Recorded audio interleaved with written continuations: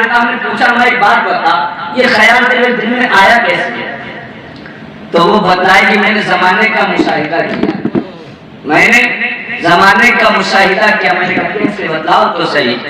तो वो कहती है मैंने देखा है महल्ले में, मैंने देखा है पड़ोस में कि वो बच्चे जब तक शादी न हुई थी, जब तक माँ के साथ खाना नहीं खा लेते थे, उनके पेट नहीं भरते थे, जब तक माँ के साथ खेल नहीं लेते थे, जिंदगी को अधूरा समझते थे।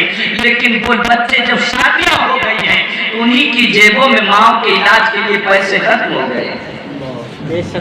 वही बच्चे जिन जब शादियां होने के बाद उन्हीं के लिए, जिन बच्चों के लिए हमने ये सपने देखे आलिशान मकान बनाए, आज उन्हीं मकान के अंदर उन माँ बाप के लिए कमरा नहीं है, थोड़ी जगह नहीं है, कितने तरह से है कि शादी के बाद में कल तक प्यार करता था, आज माँ बाप की चारपाई दरवाजे पर पहुंच गई है। माँ दर्द से कराती है, बाप तकलीफ से चारपाई से कहता है, लेकिन इसको कोई भी एहसास नहीं होता है। कहीं एक मुशाहिदा था तो माँ के दिल के अंदर ख्याल पैदा हुआ, कहीं ऐसा ना हो कि ये बच्चा तो दूसरे के तरफ प्यार करता था, कहीं माँ की, कहीं बीवी की खामोश में जाकर के माँ की मोहब्बत नहीं की ना। अज़ीज़ान मिल्लत इस्लामिया, और उन खवातीन से भी गुजारिश है जो बड़ी आसानी से कह देती हैं कि अलग कर दो। मैं पूछना चाहता हूँ, क्या तुम ये कभी बर्दाश्त करोगी कि तुम्हें जन्नत के दरवाजे से फेंक दिया जाए? क्या तुम ये बर्दाश्त करोगी कि तुम्हारे माँ बाप को जन्नत के दरवाजे से धकेल दिया जाए? हरगिज़ नहीं।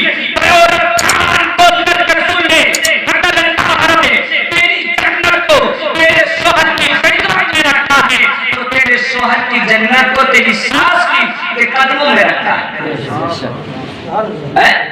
तेरे शौहर की जन्नत तेरी सास के कदमों में है। क्या तू ये चाहती है, क्या तू ये चाहती है कि तेरा शौहर जहन्नम की आग में जला दिया जाए?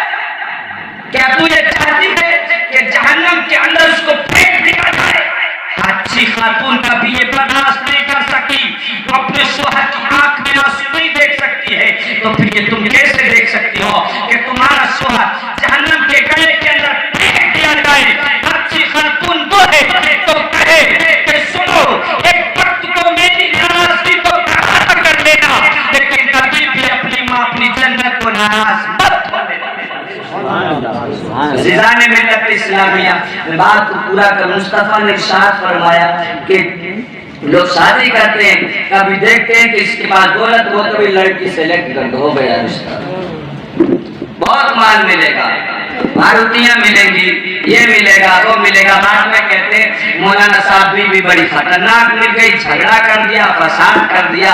अब एक बात बताओ यार, वो खातून वो है कि जिसके बाप से तुमने जब दहेज की डिमांड की थी, तो उस लड़की ने अपने बाप को तन्हाई में रात की तारीकी में सिसकियां भरते हुए देखा। अब तुम बताओ, जो लड़की अपने बाप को रात की तारीकी में सिसकियां भरते हुए देखती हो, सिर्फ इसलिए कि बेटी की शादी उसके कानों पर बोझ बन चुकी है, और वो ये भी ख्याल आता है कि इसके बाप की सिसकियों की वजह इसके शौहर उसका घर बना। याद रखो, अच्छे शौहर की पहचान क्या होती है?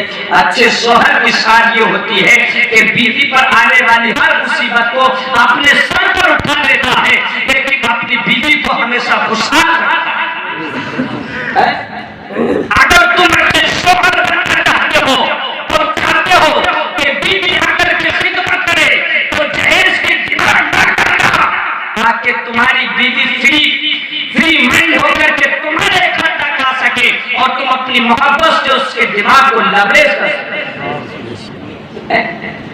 आका ने इरशाद फरमाया कि हुस्न की बिना पर भी नहीं, दौलत की बिना पर भी नहीं, हस्ब व नसब की बिना पर नहीं। जानते हो क्यों?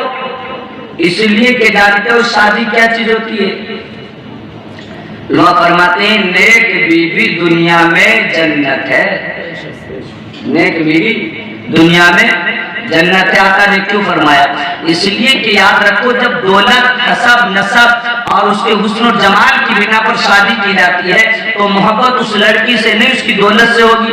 हसब की बिना पर की जा रही है तो हसब की से होगी, अगर उसके दौलत की बिना पर की जा रही है तो दौलत की से होगी। उलमा फरमाते हैं अब चूंकि तुम्हारी मोहब्बत उसके हसब, नसब या दौलत से है तो जब तक ये दौलत सलामत रहेगी तुम्हारी मोहब्बत सलामत रहेगी, जब ये दौलत खत्म हो जाएगी, चूंकि दौलत तो आनी जानी है, जब ये दौलत खत्म हो जाएगी तुम्हारी मोहब्बत भी खत्म हो जाएगी। अब चूंकि तुम्हारी मोहब्बत बीवी से नहीं उसकी दौलत से थी, अब जब मोहब्बत खत्म हो जाएगी, फरमाते मियां बीवी के दरमियान जब मोहब्बत खत्म होती है तो तलाक हो जाता है, और जब तलाक हो जाता है तो घर जहन्नम का गड्ढा बन जाता है। बेशक तो घर जहन्नम का गड्ढा बन जाता है। आका ने इरशाद फरमाया दीनदार लड़की से शादी करो। इसलिए उन्होंने फरमाते दीनदारी वो चीज है कि जिस इंसान के अंदर पैदा हो जाती है ये कम नहीं होती है बल्कि उम्र के साथ साथ बढ़ती चली जाती है। सुभान अल्लाह, उम्र के साथ बढ़ती चली जाती है। फरमाते अब चूंकि तुम्हारी मोहब्बत दीनदारी से जुड़ी हुई है, अब जो उसकी दीनदारी बढ़ेगी तुम्हारी मोहब्बत बढ़ेगी। उल्लाह फरमाते हैं मियां बीवी के दरमियान जब मोहब्बत परवान करती है तो घर जन्नत का गहरारा, जन्नत का गहरारा बन जाता है। अच्छा मैं बताऊं एक बीवी का फायदा क्या होता है। हजरत शुजा के मालिक रहमतुल्लाह ताला अलैह बड़े पाए के बुजुर्ग गुजरे हैं और ये शाही खानदान से ताल्लुक रखते थे और बड़े अच्छी सीरत के मालिक थे। इनके घर के अंदर बड़ी हसीन और जमील बेटी थे और जाहिर सी बात है, आप थोड़ी देर तवज्जो रखिए, मैं बात को खत्म कर रहा हूँ। तो जाहिर सी बात है, जो इंसान नेक होता है, शरीयत का पैरोकार होता है, तो वो अपने बच्चों की जो परवरिश करता है वो भी शरीयत के दायरे में रहकर के करता है। उसको शरीयत के अहकामात सिखाता है, बच्चियों को बताता है और उसको यानी कि पाकी नापाकी का याद रखो, खवातीन पर ही पाकी नापाकी के मसाइल सीखना फर्ज है, सिखाया करो। तो अज़ीज़ान मिल्लत इस्लामी वो बड़ी नेक सीरत बच्ची थी, उन्होंने शरीयत के दायरे में रहकर के उसकी परवरिश की। अब इत्तिफाक ये हुआ कि जिस बच्ची को शरीयत के दायरे में रहकर के बड़े नाज़ो नखरों से पाल रहे थे, बिल इत्तिफाक उस लड़की की हुस्न का जब शोहरा हुआ तो शाही खानदान से रिश्ता आ गया। बोले कि शाही खानदान से ताल्लुक रखते हैं तो शहजादी है, लिहाजा किसी शहजादे के निकाह में होना चाहिए। एक शहजादे ने जब पैगाम निकाह भेज दिया, अब इन तक जब पैगाम निकाह पहुंचा तो ये बड़े परेशान हुए। इन्होंने फौरन घर से निकले और मस्जिद में पहुंचे और मस्जिद के इर्द गिर्द चक्कर लगाने लगे। हर वक्त की नमाज में पहले से मौजूद होते। बोले कोई नेक सीरत लड़का मिल जाए तो मैं अपनी बेटी का निकाह उससे जल्द कर जल्द। तारीख बताती है शुजा किरमानी 3 दिन तक कंटिन्यू मस्जिद के अताब चक्कर लगाते रहे। हर मस्जिद में तलाश कर, मस्जिद में हर नमाज में तलाश करते रहे कोई ऐसा नौजवान नजर आ जाए जो उनकी बेटी पे लायक भी हो और रब की बारगाह में वो मकबूल भी हो, वो मकबूल भी हो। बिल्इत्तेफाक उनको एक शख्स मिल गया जिसके चेहरे से नूरानियत टपक रही थी, जिसकी पेशानी से सजदों का नूर टपक रहा था, जिसका चेहरा, जिसकी पेशानी ऐलान कर रही थी कि परहेजगार इंसान है, इबादत गुजार इंसान है। इन्होंने जाकर के नौजवान के हाथ को पकड़ लिया और पकड़ने के बाद कहा, ए नौजवान क्या तुम्हारी शादी हो गई है?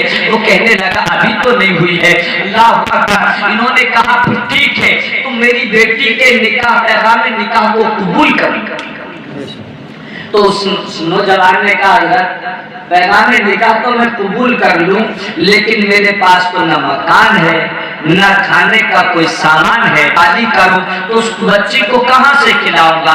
कहा जो भी तुम्हारे पास है इंशाअल्लाह मेरी बच्ची तुम्हारे साथ मुस्कुराते हुए जिंदगी गुजार देगी। सुभान अल्लाह, मुस्कुराते हुए जिंदगी गुजार देगी। मां हसन जी काफी लंबी गुफ्तगू के बाद में दोनों की रजामंदी हो जाती है। अब जब निकाह होता है, मस्जिद के अंदर निकाह कर दिया जाता है, बेटी को रुखसत किया जाता है। अल्लाह अकबर मुसलमानों, ये शहजादी होने के बावजूद एक यानी कि गरीब नौजवान की झोपड़ी के अंदर आ जाती है।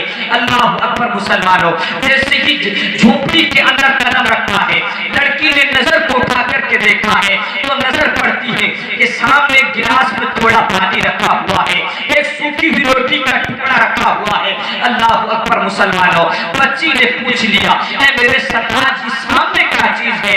अल्लाह अकबर मुसलमानों, उस नौजवान ने कह दिया, ए खातून, मैंने तुम्हारे बाप से पहले ही कह दिया था, मेरे घर के अंदर अमीरी नहीं है, मेरे घर के अंदर दौलत नहीं है, मेरे घर के अंदर खाने की फरामानी नहीं है। अल्लाह अकबर, वो नौजवान डर रहा था कि शायद गुर्बत को देख करके एहसास करेगी, तो डर रहा था कि शायद मेरी गुर्बत को बर्बाद करने के नाते मेरी इज्जत को रोंदते हुए अपने शाही महल की जानिब रवा हो जाएगी। अल्लाह अकबर, डरते हुए नौजवान कहता है, ए खातून सुनो, मैं गरीब इंसान हूँ, मेरे पास आलिशान मकान नहीं है, यही झोपड़ी मेरा मस्कन है। ए खातून सुनो, मेरे घर के अंदर खाने की अस्फिल बनी सूखी रोटी का टुकड़ा मौजूद है और ये आधा गिलास पानी मौजूद है। अल्लाह अकबर मुसलमानों, जब उसने सुना तो कहने लगी क्या मतलब है? कहा सुनो, रोटी तो ज्यादा थी, आधी मैंने कल खा लिया, आधी आज के लिए बचा करके रख गया, आधी बचा करके रख गया। लड़की ने कहा अच्छा ठीक है, तुम एक काम करो, मुझे मेरे बाप के पास छोड़ करके आओ। तो ये और भी ज्यादा परेशान हुआ, बोले यार ये तो बड़ा मामला खराब है, शादी की पहली रात के छोड़ने ले जाएंगे, समाज क्या कहेगा, मुआशरा क्या कहेगा, लोगों की नजरें उठेंगी, क्या जवाब देंगे, लोग तरह तरह की लबकुशाई करेंगे, हम क्या जवाब देंगे। इसने कहा शरीक हया, बस ये बताओ कि आखिर तुम्हारे जाने की वजह क्या है? मैंने तो अपनी गुर्बत का इजहार पहले ही कर दिया था, अब क्यों तुम मुझे छोड़ करके जा रही हो? तब उस लड़की ने कहा था, ए मेरे सरताज खान, खोल करके सुनो, मैं अपने बाप से तुम्हारी गुर्बत की शिकायत करने के लिए नहीं जा रही हूँ।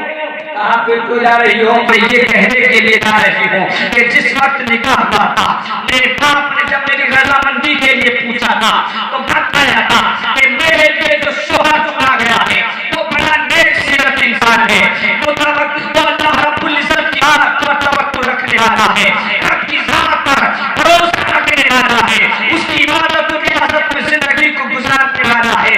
मेरे बाप ने झूठ बोला था इसलिए कि तो कल के लिए रोटी बच रहा है, वो सही माना में रब की बारगाह में भरोसा रखने वाला इंसान नहीं हो सकता।